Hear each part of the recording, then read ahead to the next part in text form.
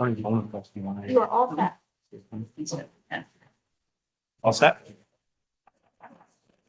Meeting called to order. Today is Tuesday, July 30th. It's now 6:04 PM. Town Council meeting in Town Council Chambers, 1170 Main Street, West Warwick, Rhode Island. Jay, we lead us in prayer.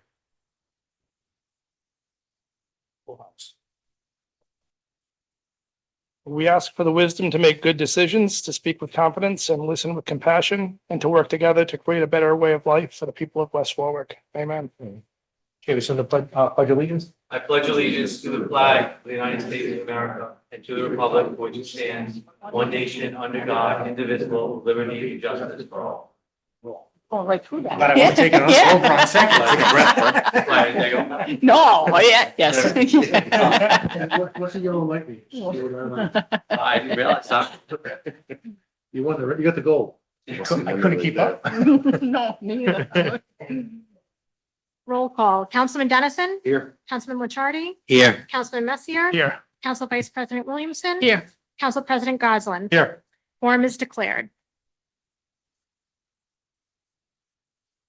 Ordinances. First reading of an ordinance for an affordable housing agreement and covenant for Lippet Mill. Move the ordinance.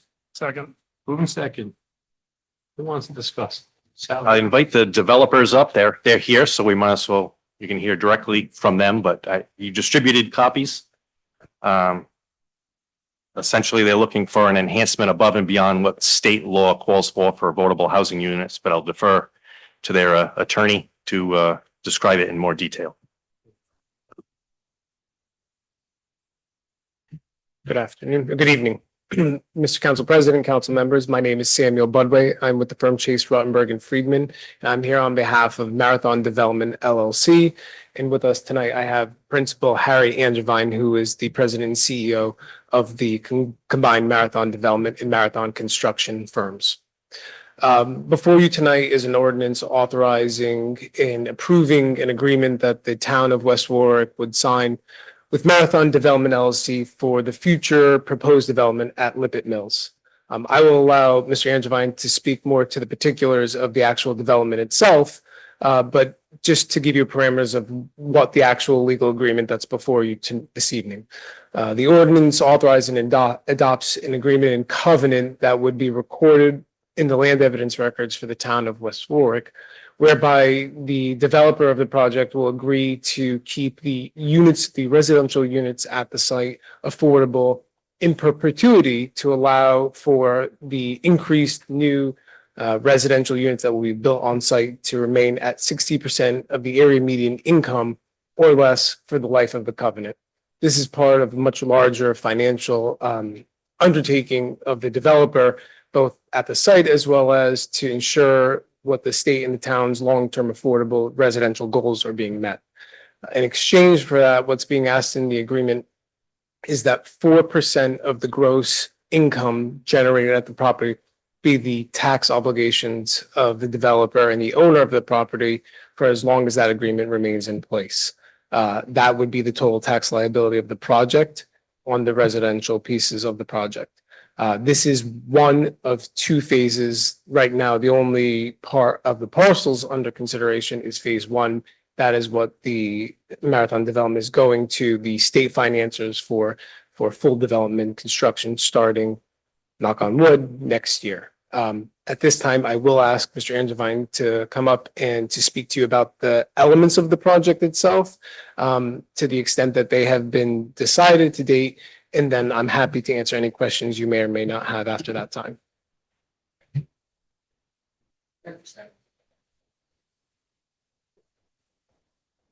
Good evening, members of the council, council president. Nice to see you again. My name is Harry Angevine, CEO, president of Marathon Construction Development, and we're the lucky soon-to-be owner of the Lippet Mill project. We are anticipating on closing on that probably within the next 60 days or so. That financing is coming from LISC, and we're also looking at a 4% LIHTC application going into Rhode Island housing sometime around September with a final determination in October. Our goal is to break ground, before this calendar year is over. We've done exhaustive research into the project over the last 6 months. Subcontractors have been through, engineers have been through. My history dates back all the way to 2015 on this project with the architectural team that we're still going to use on the project, the original architects. And we're excited to finally bring this project to fruition. I mean, as Sam mentioned, 60% AMI is right within the strike zone of, affordability for this community and many others in the state of Rhode Island. We have a high level of attention to detail. Our sort of mantra here and our approach is, to provide very high quality housing, even though it is deemed affordable housing. And some of the members and the town manager have been up to our project in Providence that's coming online actually this week, 124 units that we're very excited about. 1 and 2 bedrooms, a smattering of studios and so forth. And to date, got almost 400 applications for 124 units. It's just deplorable, quite frankly. So when we did market research in West Warwick, as well as the surrounding area, Coventry and so forth, I mean, there's a need in the thousands for this 60% AMI units. So we're excited to be part of the solution. We engaged with communities early on, as we did over here, quite frankly, sort of put the pitch together as to how we're going to approach it. Everyone is well aware of the water problems that it's had on site. Our first, tact is really to address those water problems before the winter sets in, so that come springtime, the water problem no longer exists. We can remediate the units that have been damaged, and the goal would be sometime summer of 2025 to have 64 units of housing ready for the community. So I'd be happy to answer any specific questions you might have regarding the project or the ask or anything along those lines. So a couple of things that I know I went through this, and I know I spoke to the town manager a little bit today. The lower level, you're still looking to do some sort of business type of. Yeah, the goal on the lower level, at least where the old smokestack used to be, we're looking at putting in a cafe, as well as, community space that can be used by the entire community. We're really turning our eye towards, spending a great deal of money on the exterior landscaping to try and create almost like a park-like environment. And would they be at 4%? So you're renting that out to, say, a cafe, a business? Yep. They would not be. Okay. Absolutely not. No, the 4% is strictly attributable to the rental income that's coming in from the project. And one of the things that, my son Frank was the CFO, we met as well. Our thought is during the construction process, we're being, sort of sensitive to the fact that you folks haven't received any money, and we're, earmarking, 50,000 for that period so that you're getting some revenue in, quite frankly, to offset, what you've lost over the years. And then sort of the model is based upon the first year, you're looking at probably $43,000 a year, plus or minus, depending on where the rents are in 2025 for that, what would represent the 4% of gross income out of it. So the $43,000 in the agreement, you just backed into that, assuming what the rents were going to be. Yeah, it's based Okay. upon the 4%. So, historically, and correct me if I'm wrong, Sam, but I mean, the rents have been going up on an annual basis, even in the affordable housing world. So that would, cause an increase, obviously, in what the town is getting on an annual basis as well. And what kind of units? You said in Providence, you have some 2 bedrooms, some 1 bedroom, a spattering of Studios. What would it look like It's here? kind of the same demographic as well. In the historic mill, there's primarily 1-bedroom units. There's a few studios and things of that nature. In the townhouse units, those are 2 bedrooms. And unfortunately, I don't remember the numbers off the top of my head, Couple but of 3 bedrooms. there's a couple of 3 bedrooms as well. So, Right. I mean, it really suits a wide demographic of folks in that 60% and below range, So what would which they we're really go for? excited about. If you're interested in say a single unit, what would that be? We're not going to hold you to it. It's Sort of. It's plus or minus 950 to 1150 probably in that range. And I'm basing it upon kind of the numbers that we're looking at, minus about 10% up in Providence. So I think Yeah, that's and- well within the If range. you remember, the previous developer was, and going back, we're going back almost 5 years, it was 850 to 1100. Yeah. So Yeah. with the increases, I could see that. And like I said, I know down the bottom, if anybody's familiar with the mill, on the bottom half of the lot is the steel building aspect of it. And that's where the multi-bedrooms are. And there's one actually that has a nice landing pad on it, and It's beautiful. it's got like its own little built-in deck, all concrete, because it used to be a loading dock, and it's got the river view right there. So, the bottom half was, I want to say it's less than 10 units that are multiple bedroom. Correct. So everything else in the main mill, like you said, if I remember correctly, the last tour I did, everything was one bedroom. I think there was maybe two bedrooms. Few studios in there as well. Yeah. So would West Warwick, given that there is a housing crisis all over Mhm. all over the state, and you're in West Warwick, would West Warwick people get first crack at this? Absolutely. And Yeah, my next question, being a community, you had mentioned a cafe, Correct. a business cafe or a cafe for No, I for the think, unit? I think a business cafe would really start to, liven up the area, so to speak. And I think it would be a great amenity for, maybe having tenant events or even community events, depending on how we lay this thing out. As everybody's aware, as you drive in the driveway, there's that building off the right-hand side that I still scratch my head to this day what it was used for, but I think that could make a great community space. Obviously handicap ramp to get up to it, but just one big open area that the cafe could service for community events, tenant related events, things of that nature. So that's kind of our vision. You mentioned some of the previous water issues that the property had. I'm not familiar with those. Can you give me a little idea of what you're looking Sure. to resolve there? Happy to. So the hill that's across the street by the fire station, there's a tremendous amount of water that comes down the hill. The catch basin system just cannot handle it. So in a rainstorm, the water jumps the curb, hits the handicap ramp, jumps over the end and creates this rivulet that goes all the way down into the low point.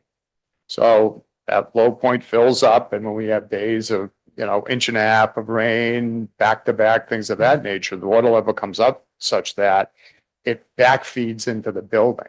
So units that were ready for occupancy have had 1.5 feet of water in them at various times during this project. I mean, it's horrifying to see what has happened. And that- All of those units have to be gutted, every single one down to the studs, mold remediation, hygienists in to test the air quality, and then rebuild all of those units. It's just a waste of money. And you're Unfortunately. prepared to make the improvements to remediate that issue? 100%. So the sequence of events is really deal with the water issue, go in, demo and remediate, and then basically start from scratch again with the framing, rough plumbing, rough electrical.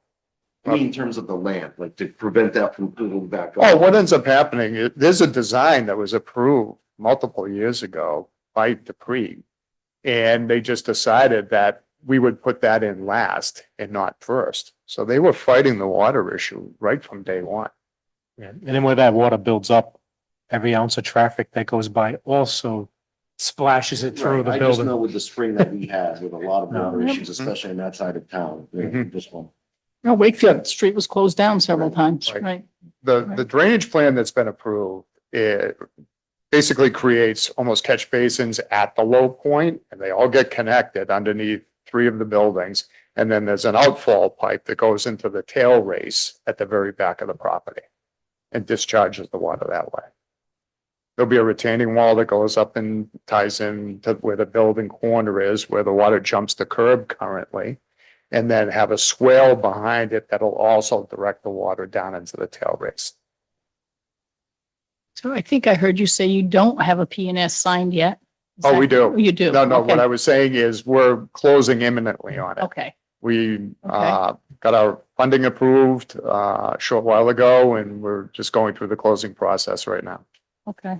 And then I think I heard you say summer of 25, you hope people would be moving in? Is that real? That's my personal goal Really? on the historical mill side. Okay, The other side may take a little bit more time, but our goal kind of in life is the sooner that we can bring units to bear, we can take people and put, roofs over their heads and start providing, a great environment for people to live and raise families and things of that nature. and how many units is that original phase? 64. That one is, I want to say 21, if I'm not mistaken. So I'm wondering how this agreement works because we'll have partial rental income that we'll be basing it on, and then we'll have some not done. So how would we figure that? So what happens on an annual basis? We have to certify all of the income through a third-party auditor and provide that to the state Yes, yes. and the Rhode Island Housing and a copy to you folks so that you can say, okay, this particular year they brought in, $100,000 in revenue. We get 4% of that as an example. But during, you're going to phase it. So, Yep. so how, if you only have 21 units rented, that income is going to be far less than when you have 65 Correct. rented. So there must be some compensation, I assume, or does it? Well, I think we would have to ask tax counsel about how that gets handled. Okay, I personally don't know. I don't know whether it's based upon total revenue, Sam. And it- is it projected out to Let's get him up, 65 yeah. units? I mean, that's, So Councilwoman Williamson, so the plan and just so everybody understand, the agreement is trying to mirror exactly what would happen under state law. And under state law, regardless is if there's 21 units, 65 units, 165 units, it's based off of income, not the number of units. So you're right in saying that it's a gradual increase. The 43,000, and I know, and I was going to mention this before you had even asked this question, the $43,000 number that you see in that document is the annual tax liability until it is stabilized. So when the project is stabilized, 4% of the gross income that the project generates is the tax liability perpetually until either A, no longer provides affordable housing, or for some reason, one of the other 4 conditions under state law are no longer met. okay. Here, because the project team doesn't want the town of West Warwick to wait any longer for money until this project is stabilized, they have agreed to pay $43,000 a year in tax liability to get us to the point in which the project is stabilized and is generating income.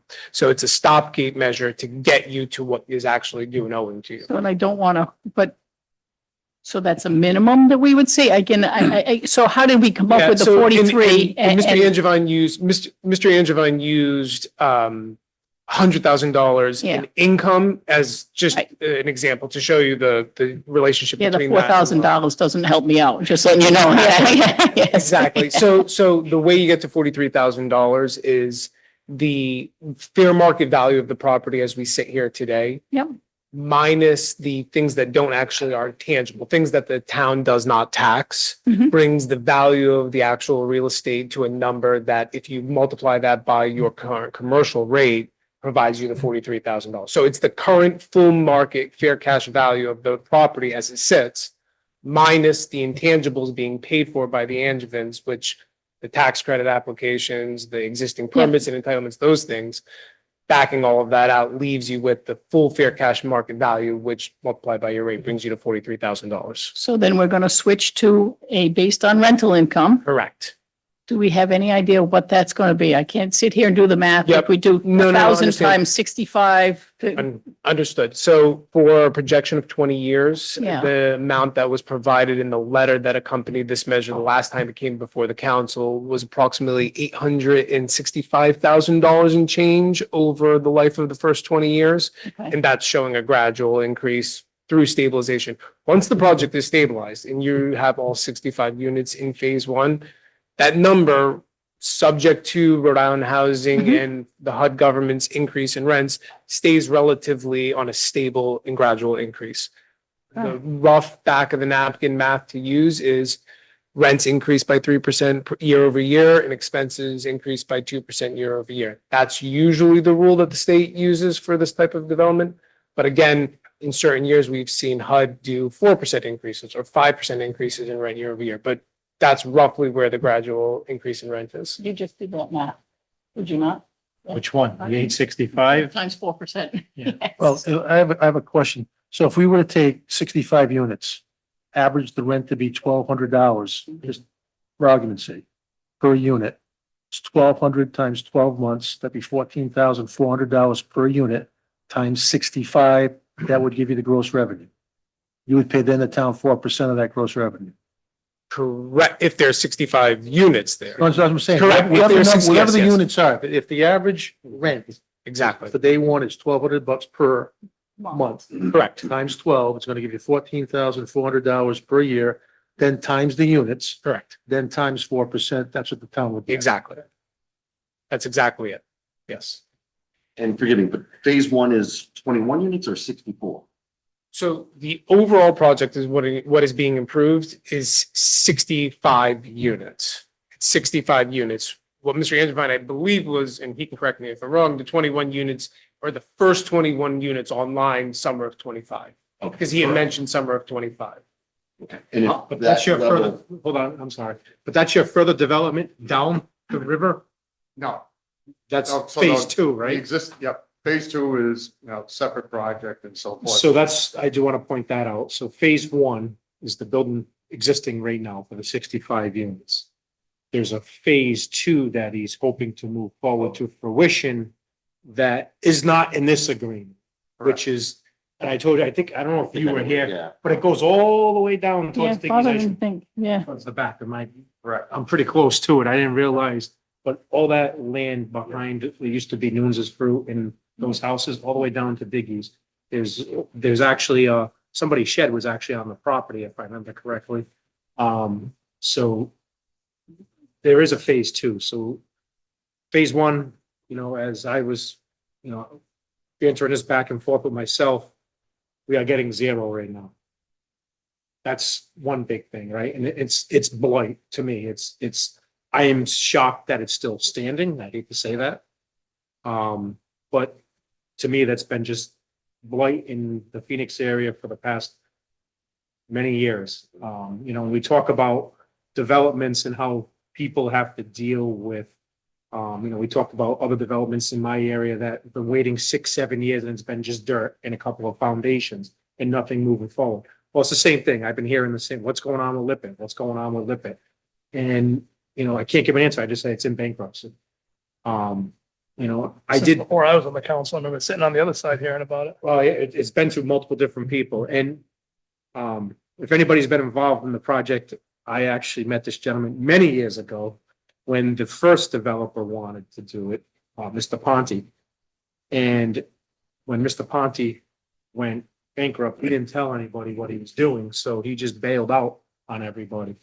And then a new group comes in, everything went south with their financing and everything else, and now here we are again. So, I will say that I do have, this is for you mentioned it in the beginning, lifetime of the agreement. So what does that mean? Perpetual. So, and again, just to reiterate, this mirrors state law. So long as the conditions are met, this would consistently be what the relationship between the town of West Warwick and the project would be. For as many years as the covenant stays in place and on record, and for as many years as it's residential, that it's undergone a substantial rehabilitation, and that the town has issued a certificate of occupancy, the project will continue to pay 4% of its gross incomes on the residential units. Now, if for some reason at some point in the future, any of those things no longer hold true, or this covenant is removed, or the property is transferred and the new owners decide, it's all going to market rents, then the property immediately ceases to be affected by this agreement and its full and fair cash value on the full value of the property. No longer does it receive this tax treatment under the law. So perpetual, when I say perpetual, I mean so long as everything remains the same. If not, if those things change, then clearly there's a change in the relationship. So if anybody, I can use Royal Mills as an example. I think that's changed ownerships 3 times now. You know, we've had to renegotiate every single time. They've gone bankrupt, they've done all, different things have happened. So, and they've come back before us. So, that I don't have a problem with as long as it doesn't travel with, you buy it, you fix it, you sell it, and then somebody else makes out with that. So I think it does transfer if they keep it the same. It does transfer. Same as Yes, far as. yes. You could also see, there is in this agreement, as with all of the agreements of this type that I draft on behalf of my clients, there's a provision that any transfer does require for the developer to come before you Yes. for your determination as a municipality, whether or not this agreement should continue. And the vetting is done annually. If any of the conditions are broken, or if you find out that the property transfers without the developer coming to you, you have an annual basis to recertify under the agreement. So it's not as though the agreement provides them with a perpetual right in and of itself. They still must come before you and report. All of the elements are the same, must certify to you and to your assessor that in fact, all of those elements still hold true. And if they do so pursuant to the agreement and then pursuant to state law, then it is that this agreement will control the tax relationship between the town and the developer. And I do appreciate the fact that you're willing to pay something while you're getting going, that it has been dormant for a long time and we've gotten nothing, as David said, that's true. I do struggle a little bit with the math because when you do, and quick, because I can't take off my shoes and do the math, but when you do the 800,000 times 4%, it's actually less than the 43. So I apologize. I wasn't saying the value. The $800,000 is the income received by the project over the 20 years. Is the income that the town receives. oh, okay. Yes. All right. Okay. So- All right. That's very different. That's very different. Yes. Okay. All right. So That's it very is not the different. value of the project. That is the aggregate amount of taxes paid We to would the pay in 20 municipality years. Okay. over 20 years. Okay. And that's assuming All rents the stay things stay the equal. same. We're- Yes, But, yes. but, Yeah. yeah, Perfect. no. So That's much, the income is much larger. yes. The income of the project Okay. is much larger. And again, that's the residential piece. So there's Yeah. still the non-residential piece, which is a subject of. Can I just be clear on one issue? When you say income and then revenue, So the let's state, let's make sure we're all clear about what the actual number is coming from, because income and revenue is different. And understand. gross revenue and net income is Yep. gross, is different So also. under the law, it's gross income. And so as your solicitor had mentioned earlier on the record, rent of the unit times 12 months multiplied by the number of units Yes. times 4%. And the bankruptcy thing and all set? Do we have any issues? Bankruptcy, it's a receivership. That's Okay. For Kent County Superior Court, Judge Leach is handling it. Okay. There was a date given to Marathon to get things done. Obviously, that date can be modified once they tell them that they've appeared before you and it's the first reading, whatever the second reading is. So I'm sure they're going to notify Judge Leach of where they are, but he doesn't have to approve this. Correct. But once everything is said and done, it's coming out of a receivership, not a bankruptcy. So the federal court's not involved at all. Okay. Correct. All right. Yes. So, so Judge Leach sitting in the Superior Court in Kent County has authorized the parties that they have until September 30th, 2024 to close, consummate, and transfer title of the property to Marathon Development LLC. Because of that timeline, we're backing up from there. We have to finish our closing agenda with LISC, which is the nonprofit entity that has provided us with our acquisition financing for the project. In addition, we need to be able to put this matter at least on a path, if not pass twice, as close to pass twice as possible, and with the understanding that the authority under the ordinance for the town manager to execute the agreement is done prior to September 30th as well, so that when we do get to the closing table, we are able to, in fact, show that all the boxes have been checked off and that a full financial picture is provided with certainty that we could pay the amount of money that's being asked of for a purchase price, and that the receiver who had been appointed in the Superior Court action is able to provide Marathon Development with a deed to the property. Now, Ed, as your solicitor had mentioned, if this process or if any piece of this does need to extend beyond September 30th, we will have to go back to the court for leave to extend that date. But right now, based off of what we've understood from LISC, from a financing perspective, we should be okay from a deadline perspective. And if I could just add, the reason why it's before you tonight. Right. It's going to give enough time for the town to really vet this matter with all your department heads to determine what the possible needs of this particular community may need going forward. And then that gives you time to address any changes or amendments you may want for this particular agreement and ordinance. So if things keep working the way they're working without any, catastrophes coming up, that should give them enough time. But the further it moves along at the municipal level, the better off it is for them to present it to Judge Leach and obviously their lender. Any other questions?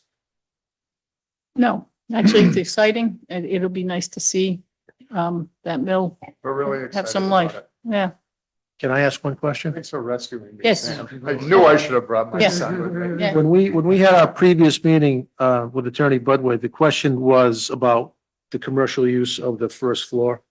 If you're, anticipating a cafe that's going to be open to the general public, the question I had at that point was, how might that intrude upon parking?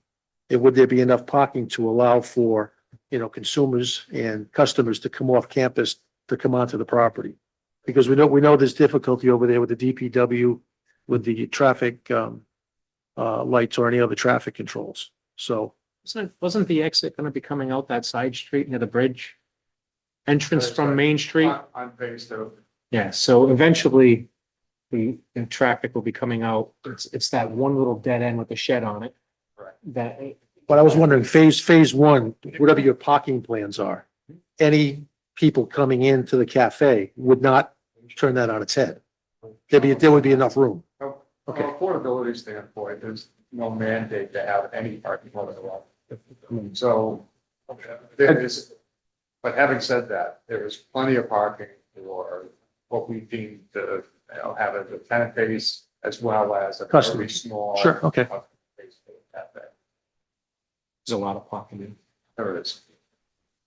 More concerned about DOT. I only have one last request, even though I know you're not fully owning the property yet, but the last week of August, which is Labor Day, it's very busy around there and I've already gotten some calls about the parade route and if we can get that area cleaned up. Okay. Brush, overhanging brush, or I don't know what your legal rights are on cleaning it. We have some influence on that. I'm just asking if it can get cleaned up I'll have a Labor dis- Day weekend, before Labor Day weekend. I'll have a discussion with the receiver and Peregrine is their property manager, so I'm sure we can. And some of those trees that are hanging over, Mhm. I know we've We had don't some want to hit the issues. floats. Huh? We don't want to hit the floats. Well, we don't want them to hit the pedestrians that are sitting underneath them True either, statement as so. well, Of course. But that's the only request. Happy to I do think it. I'm excited to see it. I'm glad I can report to anybody who lives in that area what's going on.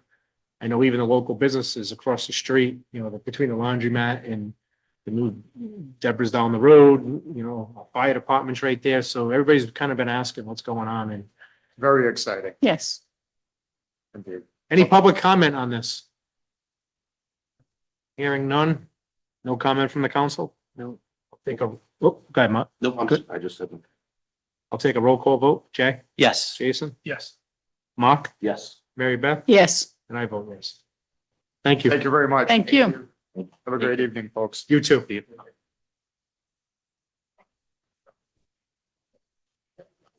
Second reading of ordinance 2024-11, approving the financing of the design, construction, equipping, replacement, repair, and rehabilitation of the town's regional wastewater treatment facility in an amount not to exceed $7,400,000. Move the ordinance. Second. Moving second. Any discussion?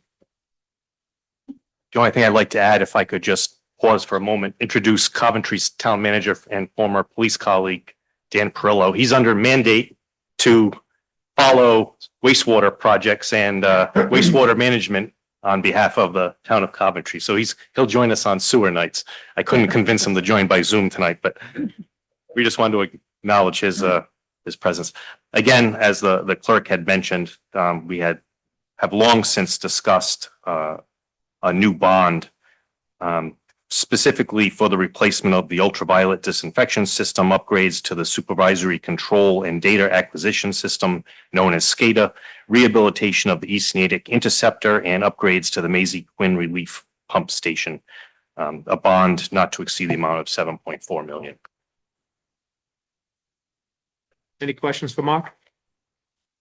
Hearing none. Any public comment? Hearing none, I'll take a roll call vote. Jay? Yes. Jason? Mark? Yes. Mary Beth? Yes. And I vote yes. Couldn't get that yes out the No, first time. no. Old business, discussion action, consideration of charter amendments and approval of ballot wording.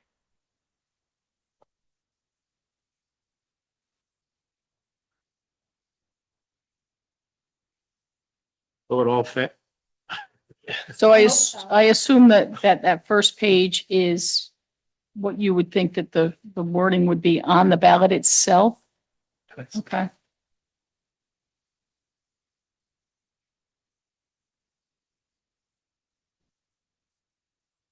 And then there are explanations that need to go along with it that need to be posted, I believe, in the polling places. Yep.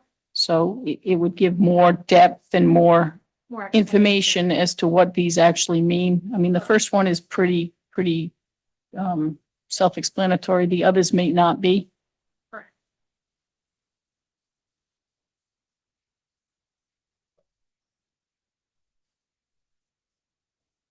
And you have a deadline of like tomorrow or the next day. Couple days, yeah. Yeah, all right.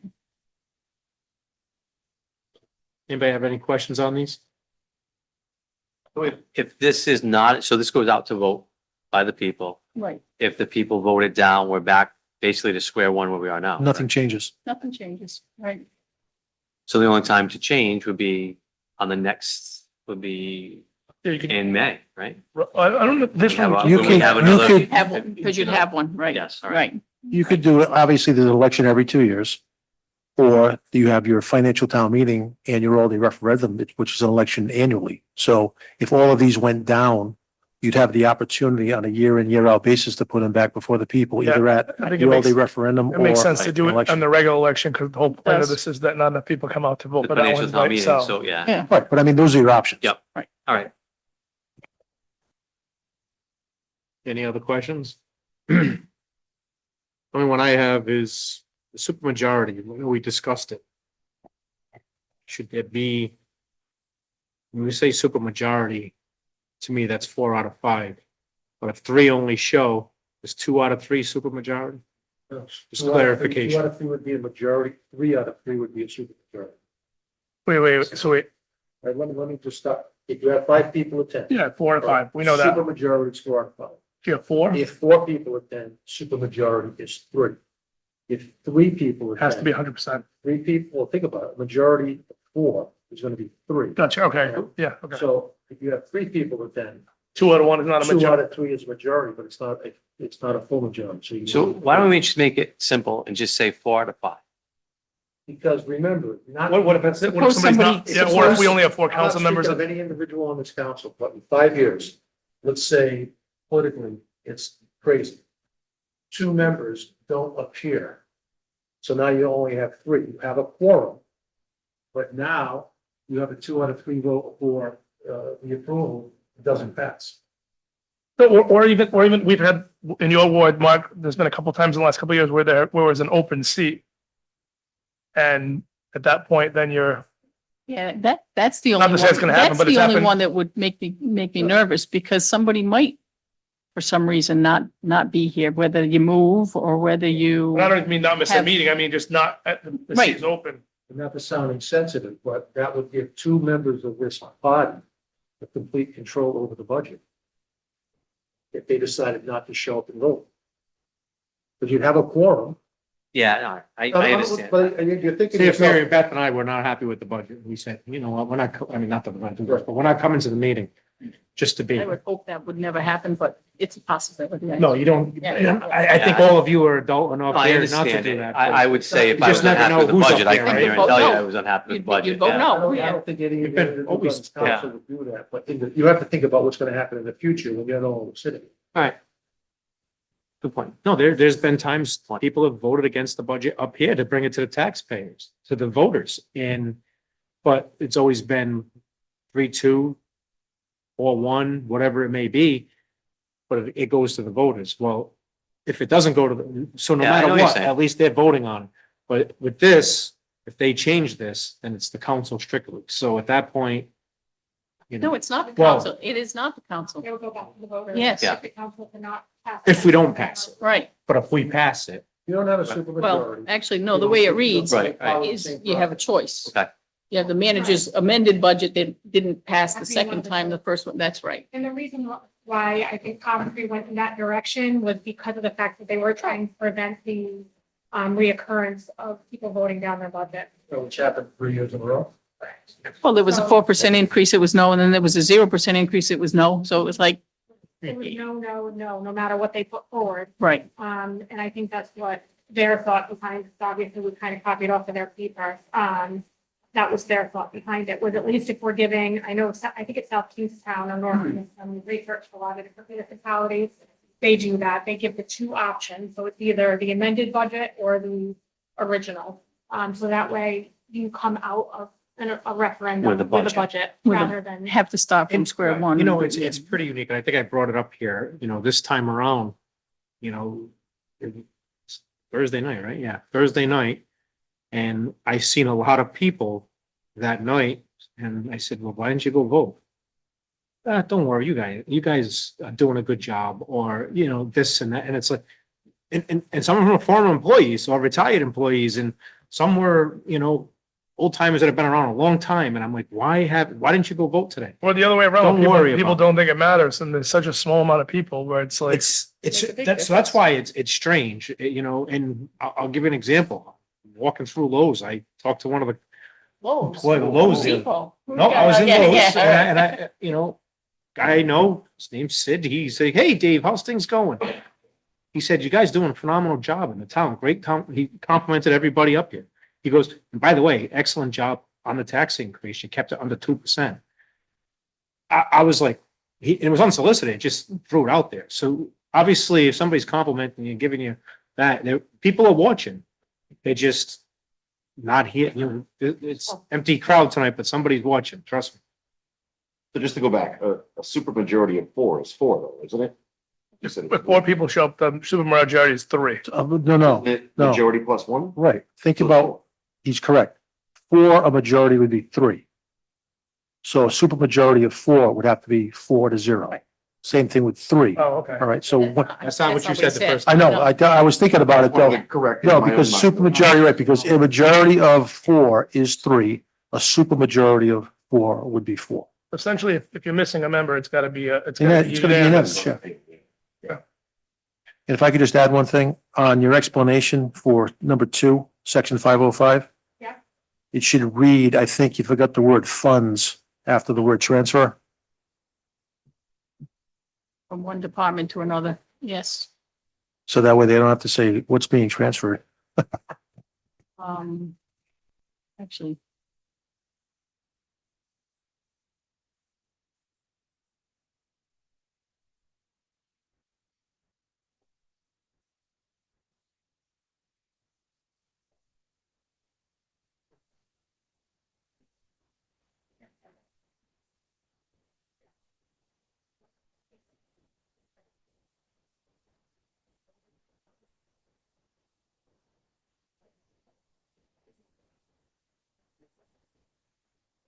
Five oh five itself actually use appropriations instead of funds. You might ask Kristen just to make sure that she's comfortable with what word should be used there.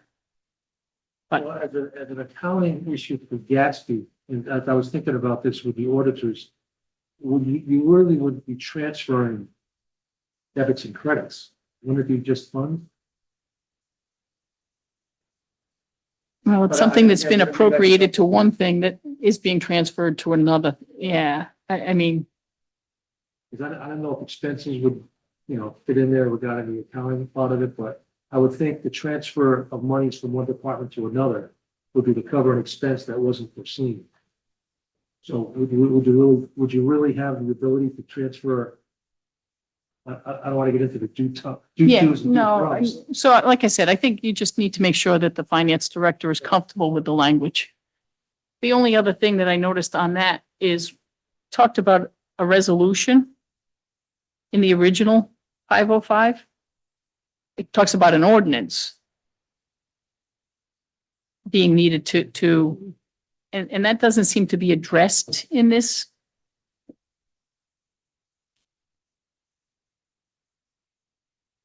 So in the explanation of it, not in the question itself. So the question itself is a summary Okay, of what they're asking for. In the explanation, we'll actually have the strike through and Okay. additions for perfect. that. Okay, thank you.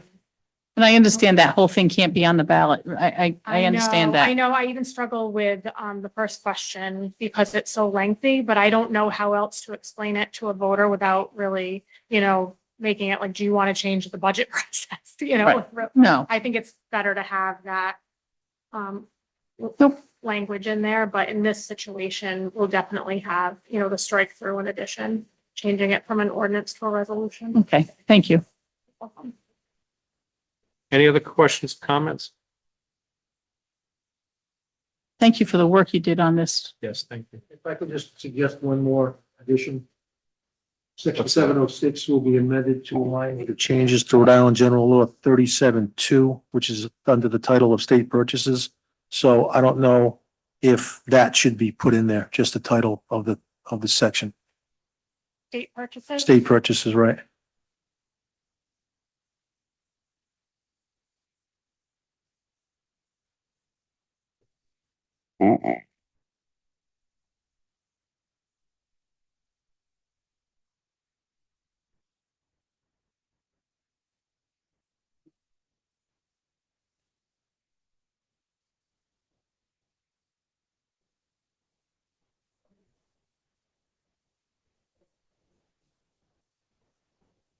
Got it? Got it. Any other comment? Hearing none, all in favor? Aye, Opposed? Ayes have it. thanks again for all that work. Thank you. So the joint effort, a collective effort. All right, new business, resolution authorizing a change order for the ice chiller project for infrastructure testing. With the resolution. Second. Moving second, discussion, Mark? So the chiller replacement project is going very well. During installation, it became apparent that there may be some leakage in some of the piping under the concrete. So we want to get that tested, and if any deficiencies are found, repaired before we put the final product together. So we arranged for that testing. They also want to paint the ice or under the ice surface before they do that. So we're asking for that, a change order in the amount of $13,177.85. The funding source for now will be out of the FY25 operating budget of the Civic Center and Ice Rink. Any questions on that? The only question I have is, as I read this, there are a lot of things that aren't covered by that $13,000. So is it really just paint and testing? And if they find more, you're going to have to come back? If they find, they'll come, I know they're going to, we'll be back to talk about some repairs, Okay, all right. and that probably won't come out of the ice rink's operating budget. All right. And what was was there a breakdown on the paint versus the testing? Like, iPad. Yeah, I think it did say. No, actually it doesn't. No. And is this a different paint process than typical? Are they painting typically they don't paint the cement. Right? It's usually a layer, Right. ice, then paint, and then Well, I'm only asking, 'cause that's it. But I think. I have it in my email, but it's not in this. It wasn't a lot for paint. It was more the testing Because the paint is process. always a temporary. Right. It's gonna get scrapped the next time the Right. ice comes out. Right. Right. And not that it's related to this, but I know there will be some repairs that'll be coming, and also a suggestion came out about while they're doing the plumbing, putting in some extra valves. So if there is a failure, it can be handled a lot better. Right, wherever. Yeah. And while they're in there replacing some things, doing it right. So I probably won't get that until the beginning of next week. So that'll have to wait till the August meeting. Any questions for Mark? Hearing none, all in favor? Aye. Opposed? Ayes have it. Public forum. Any public comment? Anybody online, Sam? I want to say congratulations. I believe it's 6-year anniversary that Chief Barone has been fire chief. Is that correct? Facebook memories reminded me. I wish I had that good a memory, but Time flies when you're having fun, huh? Congratulations. Or not. Who's that? Somebody, there was. Somebody was Somebody's talking. name just came up. Okay. Motion to move into executive session. motion to move into executive session. Second. All in favor? Aye. Aye. Opposed? Ayes have it. Thank you. You have a good night.